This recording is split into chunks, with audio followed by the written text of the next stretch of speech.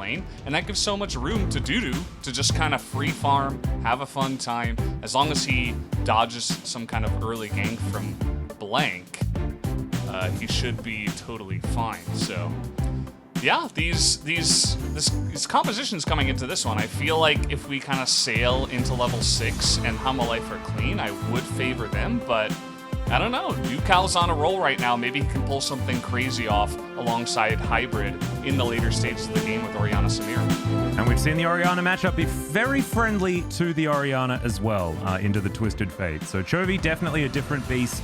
But we saw the stats for Showmaker's Twisted Fate.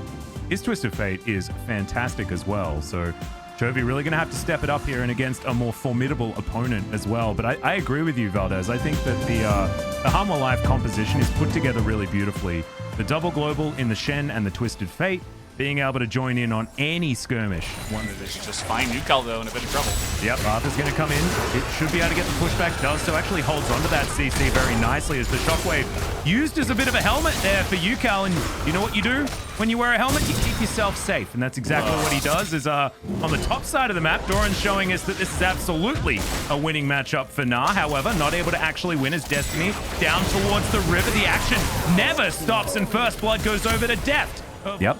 UCal finally with a CS advantage, as Chovy, I think, is a little bit upset about that as he throws down the gold card. Will pick up UCal here as there is the onslaught of shadows, but Blank is going to be here immediately. Another shockwave is decent, and the bouncy house is there, but Arthur just soaks all the damage, and UCal is going to fall for the second kill for Hanwha Life. Blank doing a little bit of that here with the Talia, showing off what she has in her kit as well. Yep, it is semi-global coming through from the jungle, and I don't know whether it's going to be enough to answer things like this, as there's the Stand United that comes down. This is the set play that Hanwha have access to. A taunt is going to land, and a very comfortable kill onto Blank. Immediate punishment there. And let him take some priority, as here we go. Oh, wow, actually catches him out of the shuriken backflip as Dudu trying to ult here. Not going to be able to keep himself alive, though, as Doran has the right click. I love the way they set this up. KT are like, okay, they're probably going to get aggressive in here. We know what their composition does, and they do it. They kind of bite the bait. It turns into a 3-on-3. Vista immediately realizes, oh crap, I got to get out of here. Nice wall to funnel everybody in, and then the follow-up engage here from Zeus is just beautiful. Flash combo from the Alistair, and of course the perfect seismic shove follow-up from the Talia. UCal putting his ball a little bit short there to get the kill off of Chovy. Also misses Vista, but they get a lot of value here anyway. They get the flash They as shouldn't well. be using this composition to go for, you know, even 4v4s. They should be trying to catch people out of position, kind of like this.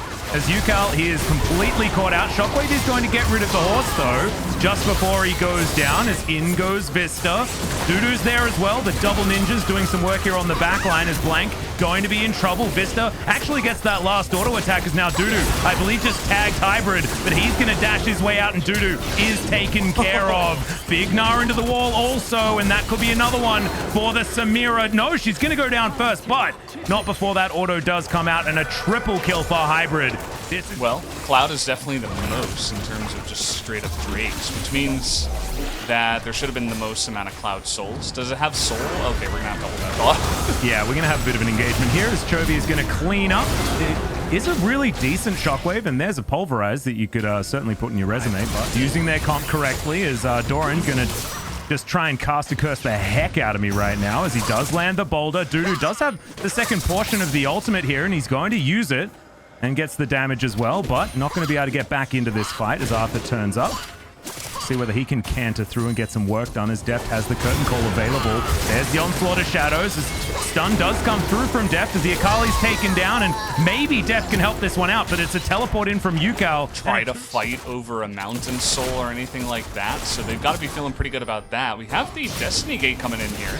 Yeah, there's actually going to be Zeus that they focus on. He has Unbreakable Will, but hasn't actually needed to use it yet as UCal on the backside of this one gets collapsed on by Chovy and Dudu, but makes it to the rest of his team, and there's the Weaver's Wall.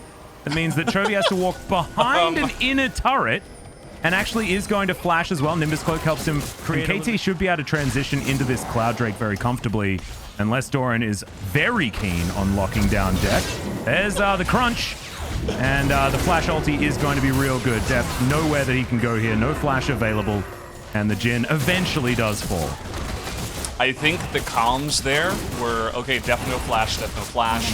All of Hanwha Life just left him. It was kind of the huge chase from KT jungle to enemy jungle. We got another fight here. Yep, Exhaust actually going down onto UCal. He'll be taken as Vista comes through with the Stand United. No! Oh my goodness! And the rotation does come through from KT is now Dudu trying to fight this one out once again. And the teleport's going to come in. He's committing to this one also. See whether he can actually get this one done as Chovy comes down, and that is going to be the kill locked up. Flank getting pretty low. Just got to be careful about some of this poke, but they're still going to commit to this Baron. Yeah, exactly. It is still a 4v4 if Hanwha can actually make their way over as Dudu towards the top side, but they're not going to be able to secure this Baron. No smite, no chance here in this match as we've got another Destiny that comes through from Chovy. And he thinks that he's found Doran. Over the wall he goes as Dudu trying to catch up. There's the ulti in. We've got the Stand United as well. The rest of KT trying to get over, but Doran is definitely dead. They're able to kill him just in time and then back away. Gonna save it here for Hanwha as we've got the second Cloud Drake being taken, or the 54th here for 2021. As Doran's once again going to try and escape from this one. Dudu underneath this turret though as he shuriken backflips to try and create some space, but there's a two-man shockwave as UCal's just wearing it. Arthur underneath the turret, but isn't going to fall just yet. We'll see whether Dudu can keep himself alive, but no, the dissonance is going to keep it. Now Zeus trying to chase after Chovy. Unbreakable Will's there. It took a long time for that Akali to die, but it looks like the rest of Hanwha are going to be able to make their way out. Arthur just cantering his way forward, and now Vista has joined the rest of his team. Deft, he's in the bottom lane. He wants nothing to do with this tomfoolery. As Chovy is going to find the gold card, but that's just a trade. Jungler for jungler, as Chovy's like, all right, I'll just chill for a sec before I kill you. On the trigger finger, as there's a Destiny. Teleport's coming in as, oh, UCal. At this point in time, needs to light someone on fire for that one, but Destiny's going to be good enough here as he does find UCal in the backline. There's the curtains that are being called as Chovy baits out the shockwave beautifully, and UCal's going to pay the price. Zeus now extraordinarily low as the blast cone gets rid of Dudu, but that's not the whole problem. Three-man taunt from Vista as well as Zeus finally goes down. The Samira still does damage, and now Def caught between a rock and a hard place. He's going to be going down here. As Arthur at half health, he's going to back away. It's a 2-for-2 in the end. So you immediately say, let's dive onto UCal. They go very deep once again to try to pick off UCal. They do a nice job of it. But then they extend the fight to such a state where Hybrid can pick off multiple kills. Doran might be actually caught here. Maybe he's just trying to buy space. Maybe this is all a bait. As there's the gold card.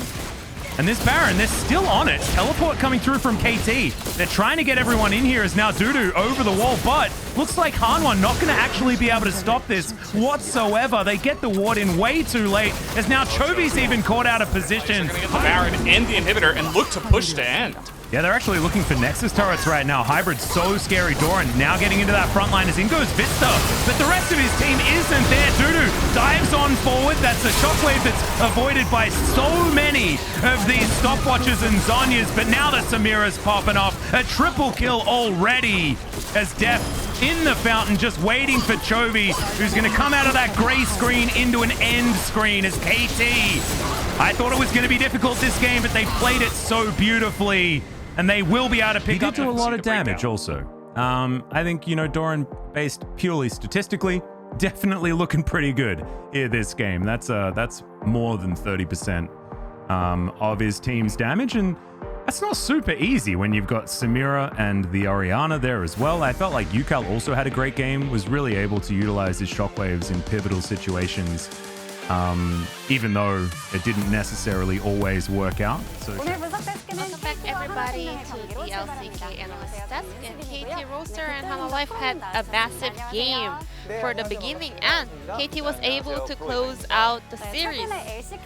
Doran was playing up against his former teammates and he was able to take them down. Now let's take a look at the draft. Hanwha Life, they got Akali and Hecarim are really good tools to collapse onto the opponents. When you are collapsing onto the opponents, you have to be really aggressive. That's the main theme of that comp. However, if you lose your tempo, it is not really easy to take over the standard comps. However, when we take a look at this game, I think Hana and KT, they all performed even better than our expectations. They were really good at utilizing their strengths of their comp, and they were always on point rotating the map. You can really tell that Hana Life was fully ready to utilize this comp today. However, even though TF was not the main character of this comp, he had to play the biggest role, and he was doing so much work for his teammates. In addition to that, I think GP ban was not really that good. Rather, they could just ban out Nar and give more priority over to the top laner. So we're not really sure about the GP ban came from Hana Life Esports.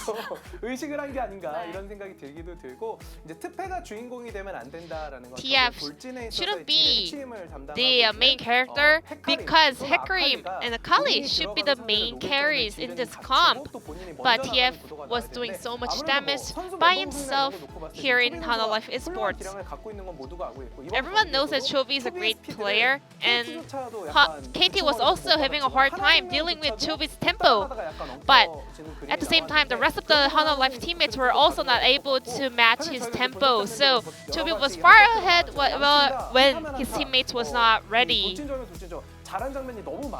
But we want to also conclude that both teams were doing at a fantastic level today. Then let's take a look at the first highlight. So we had a failed setup coming out from KT Roster, and Hana Life was able to win a trade. Orianna didn't have her flash and also her teleport, but she was pushing lane really hard. Maybe she was trying to make a mind game as well, trying to call the opponent jungler. And she had vision of Hecarim on the left-hand side of the mid lane. But still, she calls for Talia for a bait play. Maybe she had a very high confidence at that moment. So Talia also joins the fight with her ult, but well, KT was not able to make this work. Well, if this went for a success, well, KT was able to get ahead, but Hana Life Esports was fully ready.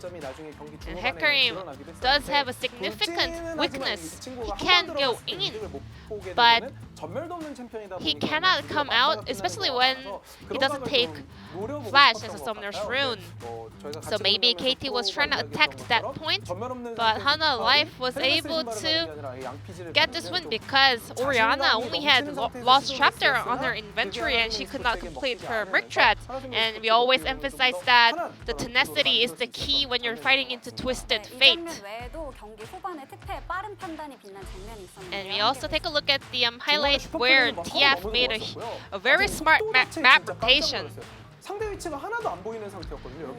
So all of the blue team players were not outside of the vision, but as soon as they saw Nar and they saw Orianna was a little bit isolated, he went straight in and engaged onto Orianna. So they were able to take Yukal down. Chovy was so fast with that decision making because they knew Nar was far away down in the bottom lane. He went with his Destiny Gate and got a kill onto Orianna. But we also want to point out that KT later on got onto the fight and actually played it really well. Deft was in a position where he can support his teammates, but we can also say Blank with Talia was able to funnel him in and was able to get a kill onto this isolated AD carry as well. So we are really impressed by the level of performance from both teams today. And the POG will be Doran on Nar. He got one solo kill and also he was contributing a lot to his teammates. Doran, you know, he's a player who got a lot of experience in a good way, and also he also knows how to suffer and come back. He was able to, you know, buy some time for his teammates over and over and over. Akali and Hecarim was the main characters on the side of Hana Life's comp, but Doran did a fantastic work to mark and zone them away. This time around, he went for a Gore Drinker and also Sterap. which means that he was focusing on the side lane as well. Instead of going for a stride breaker and playing really aggressively, he was trying to buy some time and support his teammates. Doran had to play under a huge pressure in the side lane because Hana Life had more cross-map mobility, and Kuro actually called Doran as a very sexy top laner. The way he kind of supports and contributes for his teammates, the way he sacrifices for his teammates, and also the level of his mechanic is really on point. Other than Nar, also Blank's Talia was doing a fantastic work. Alistar was controlling the whole team fight, so we just want to say KT Roster, they are getting there. They are ramping up. So, both KT Roster and Hana Life, they're at 1-1 score here in the LCK. So let's find out whether KT Roster can secure the second win.